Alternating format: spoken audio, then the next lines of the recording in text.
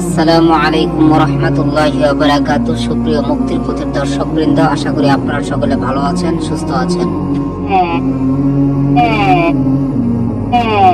ফেরাউনের লাশ থেকে কি সেই অদ্ভুত আওয়াজ বের হলো? কি তার ব্যাখ্যা? কেন প্রতি বছর ফেরাউনের লাশের উপর একটি ইঁদুর ছেড়ে দেওয়া হয়? কেন ফেরাউনের হাতের রোগ ও চুল বাড়তে থাকে? জানতে হলে ভিডিওটি সম্পূর্ণ দেখতে থাকুন। ফেরাউন কোনো ব্যক্তি বিশেষ নাম নয়। ফেরাউন হলো মিশরের তৎকালীন বাদশাদের উপাধি। পৃথিবীতে অত্যাচারী ও ক্ষুধাদ্রোহী শাসকদের মধ্যে ফেরাউন ছিল অন্যতম। ফেরাউন শুধু অত্যাচারী শাসকই ছিল না, সে নিজেকে খোদা দাবি করত।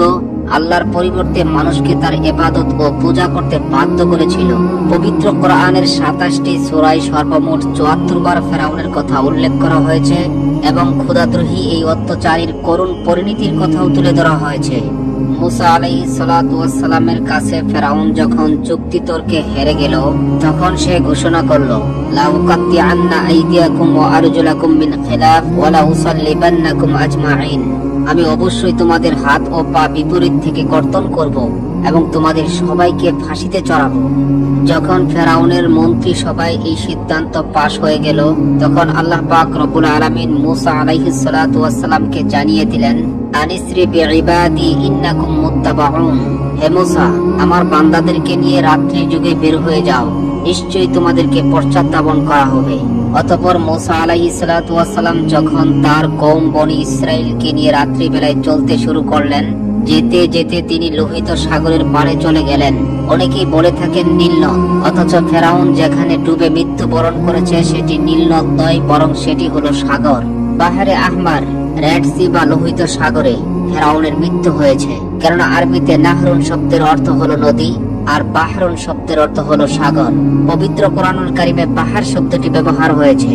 মুসা আলাইহিস সালাতু ওয়াস সালাম তার কওমকে নিয়ে যখন লোহিত সাগরের পাড়ে এসে দাঁড়ালেন, তখন তার কওম দেখতে পেল পেছন দিক দিয়ে ধেয়ে আসছে ফেরাউন বাহিনী, সামনে বিশাল উত্তাল সমুদ্র। তাই তারা বলতে লাগলো, ইন্না লামুদরাকুন, নিশ্চয়ই আমরা ধরা খেয়ে গেলাম। মুসা আলাইহিস সালাতু ওয়াস সালাম উত্তরে বলেন, কাল্লা ইন্না মাইয়া রাব্বি সায়াহদিন। কখনো নয়, নিশ্চয় আমার সাথে আমার রব রয়েছেন, তিনি আমাকে পথ প্রদর্শন করবেন। সুবহানাল্লাহ। অতঃপর আল্লাহ তাআলা বললেন, হে মুসা, ইদরিব বিআসাকাল বাহর, তুমি তোমার লাঠি দ্বারা সমুদ্রে আঘাত করো। সমুদ্রে আঘাত করার সাথে সাথে সমুদ্রের বুক চিরে একটি বিশাল প্রশস্তময় রাস্তা তৈরি হয়ে গেল। সুবহানাল্লাহ।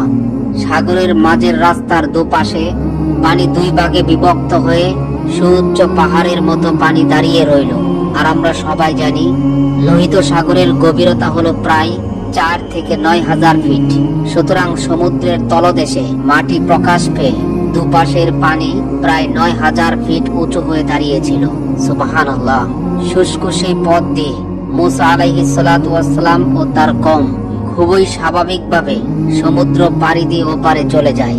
ফেরাউন ও তার দলবল এসে যখন দেখতে পেল লোহিত সাগরের মাঝ বরাবর একটি বিশাল রাস্তা হয়ে গিয়েছে, তখন তার উজির হামান বলতে লাগলো, আমরা ইতিপূর্বে লোহিত সাগর পাড়ে এসে দেখেছি কখনো রাস্তা নেই, কিন্তু এখন কিভাবে রাস্তা হলো? ফেরাউন তখন উত্তর দিল, এই রাস্তা নাকি সে নিজে নির্মাণ করেছে। আল্লাহ তাআলা পবিত্র কোরআনে বলেন, ওয়াজাওয়াজনা বিবানি ইসরাঈলাল বাহর, আমি আল্লাহ তাআলা বনি ইসরাইলকে সমুদ্র পার করে দিলাম। সুম্মা আতবাআহুম ফিরআউন ওয়া জুনুদুহু বাগিয়া ওয়া আদওয়া, কিন্তু ফেরাউন ও তার দলবল বনি ইসরাইলের পিছু ধাওয়া করলো। ফেরাউন ও তার দলবল নিয়ে যখন সমুদ্রের মাঝ পথে এসে উপনীত হলো, তখন আল্লাহ তাআলা সমুদ্রকে ঘোষণা দিলেন, ফলে পানি তাদেরকে ডুবিয়ে দিল। তৎক্ষণাৎ ফেরাউন বলতে লাগলো, আমানতু, আমি ঈমান আনলাম, আন্নাহু লা ইলাহা ইল্লাল্লাযী আমানাত বিহি বানু ইসরাঈল, আল্লাহ ছাড়া কোনো মাবুদ নেই। আমি সেই আল্লাহর প্রতি ঈমান আনলাম যে আল্লাহর প্রতি ঈমান এনেছে বনি ইসরাঈল। আমি সেই আল্লাহর প্রতি ঈমান আনলাম যে আল্লাহর প্রতি ঈমান এনেছেন পয়গম্বর মুসা এবং পয়গম্বর হারুন আলাইহিমাস সালাতু ওয়াস সালাম। ওয়া আনা মিনাল মুসলিমিন, এবং আমি মুসলমান হয়ে গেলাম। সুপ্রিয় দর্শক, ফেরাউন সেই সময় ঈমান আনলেও তার ঈমান গৃহীত হয়নি। আল্লাহ তাআলা জবাবে বলেন, আল আন ওয়াকাদ আসাইতা ক্বাবলু ওয়া কুনতা মিনাল মুফসিদিন, তুই এখন ঈমান আনছিস, ইতিপূর্বে তুই ছিলি চরম অবাধ্য এবং পৃথিবীতে ফাসাদ সৃষ্টিকারী, সুতরাং তোর ঈমান এখন কর্তব্য নয়। আল্লাহ তাআলা আরো বলেন, ফালইয়াউমা নুনাজ্জিকা বিবাদানিকা লিতাকুনা লিমান খালফাকা আয়া ওয়া ইন্না কাসীরাম মিনান নাসি আন আয়াতিনা লাগাফিলুন। আজ আমি তোর দেহকে রক্ষা করব, যেন তুই তোর পরবর্তী লোকদের জন্য নিদর্শন হয়ে থাক।